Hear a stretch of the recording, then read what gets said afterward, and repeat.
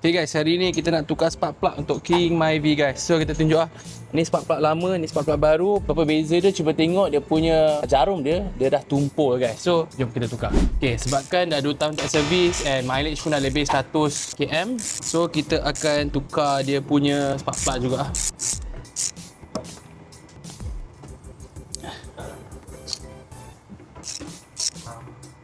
Okay guys. Spark plug dia dah kurang tajam sikit. Dia bocor lah. So nampak ni, spark plug baru, spark plug lama. Tengok ni.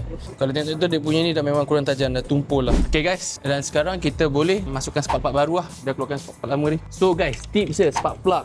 Senang je. Either korang dah 100 km atau korang rasa ada semput-semput, atau paling senang korang buka je, nampak macam dah tumpul ke, dah ada macam kesan-kesan leaking.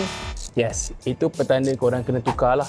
Jadi itu je cara nak tukar spark plug. Buka coil plug, buka spark plug, masuk spark plug dulu, masuk coil plug, settle. Itu saja.